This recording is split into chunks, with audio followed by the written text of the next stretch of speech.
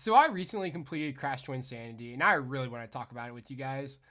But first, my current goal has been to collect, beat, and 100% every Crash Bandicoot game, and Crash Bandicoot Twinsanity just so happens to be our 10th game in the series. This game was released in 2004 and was released for both the PS2 and Xbox. In our playthrough of this game, I played the PS2 copy. This game is a pioneer for the series in the sense it's the first traditional game without warp rooms. This game follows a more open world style of play comparable to the Spyro games. If you watched any of my playthrough videos of this game, especially at the beginning, you could see some quite visible frustration due to the game's movement.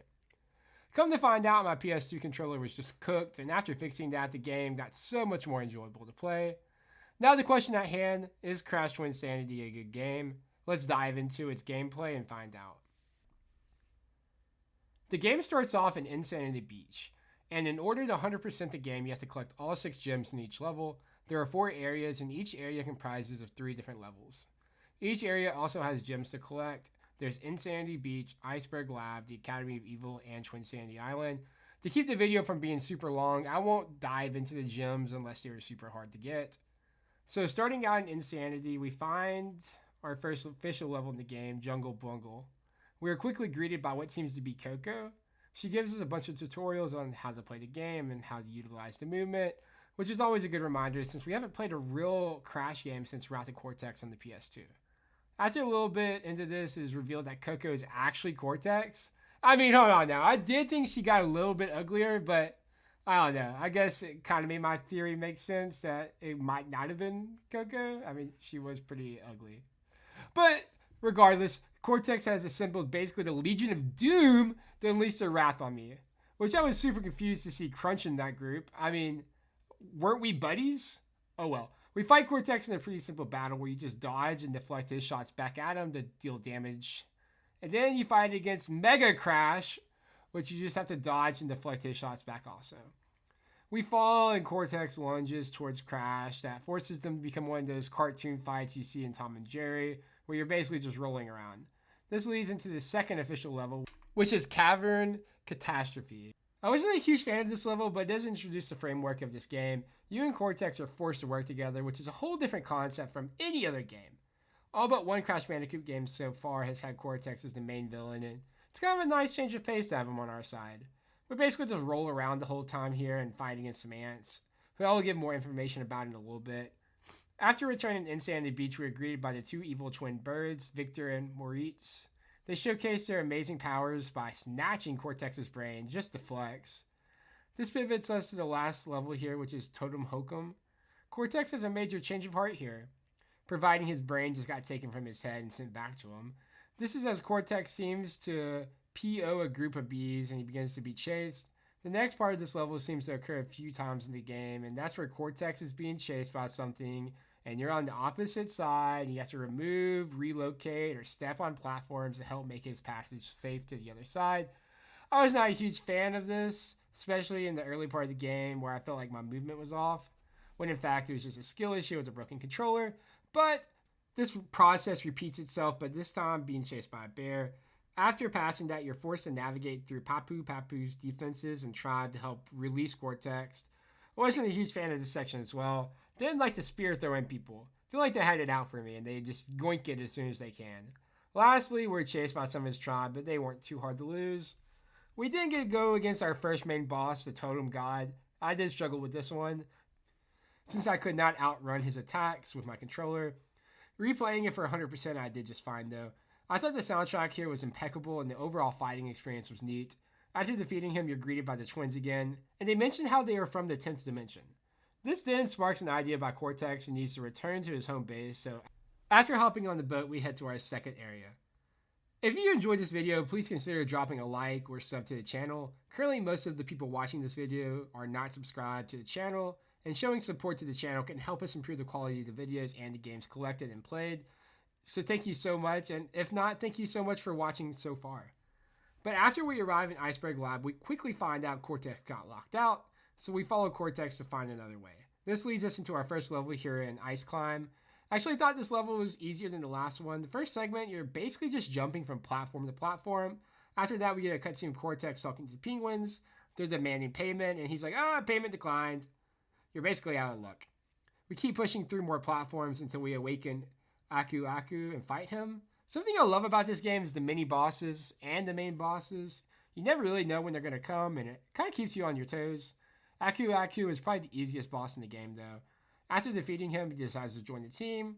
We then make it to the lab, where we are greeted by the evil twins, who once again just decides to flex their powers by showing how easily he defeated Uku Uku and Aku Aku, just wearing them as a mask.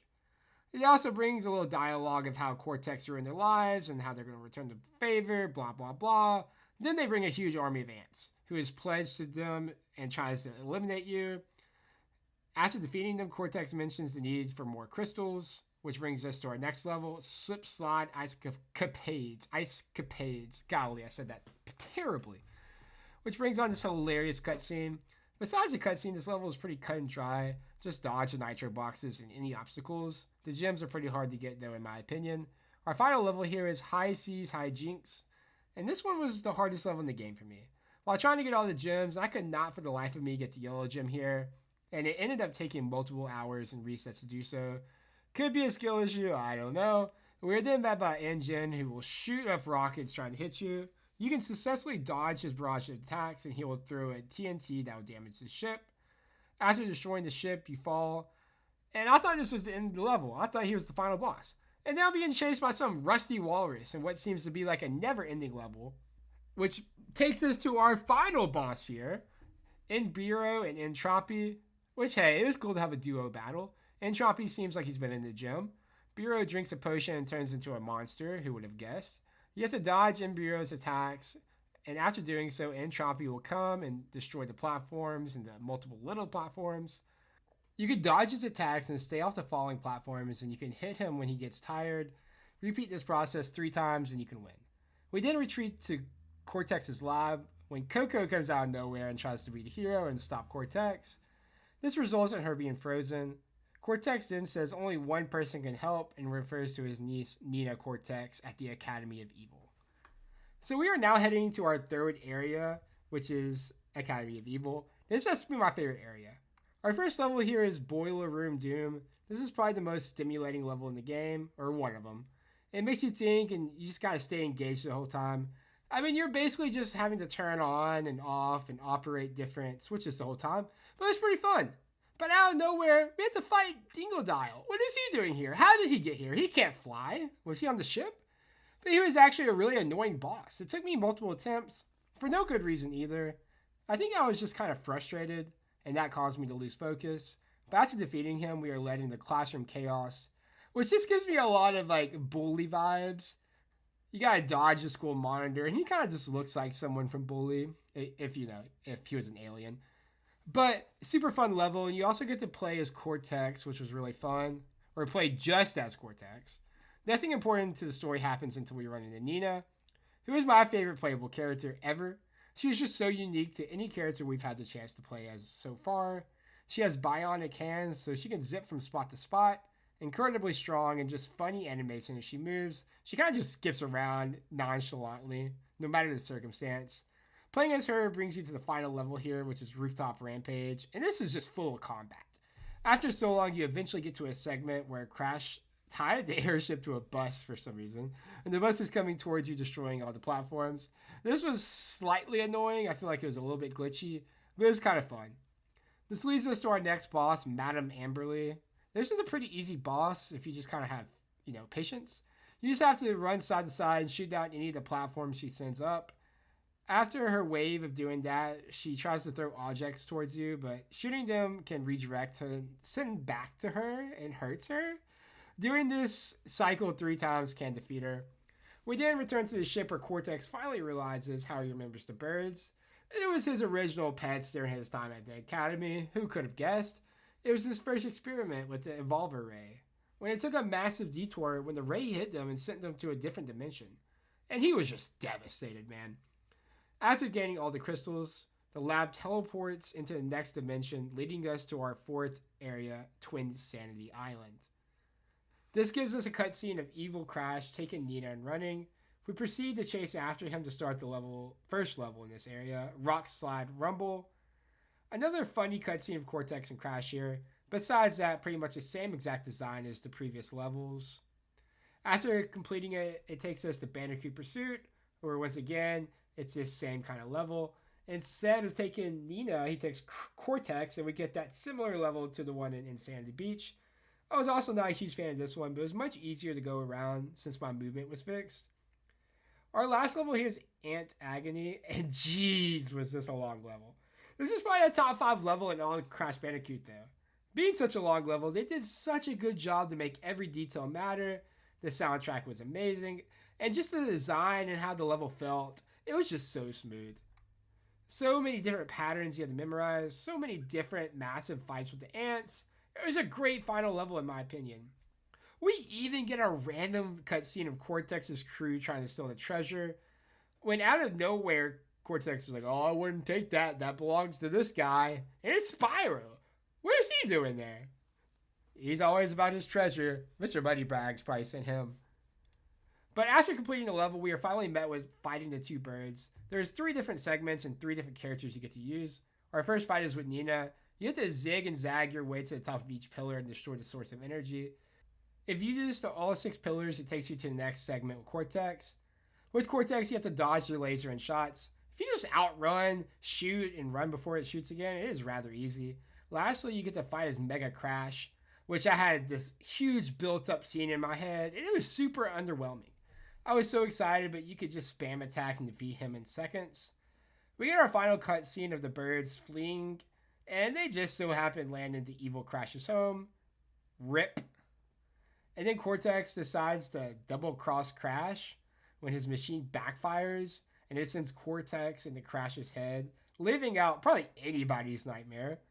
If you got 100%, there's also a little funny cutscene of Crash and Cortex in therapy, which was hilarious. Now that you have either been refreshed on the contents of this game or introduced to it for the first time, what do you think? Was it a good game?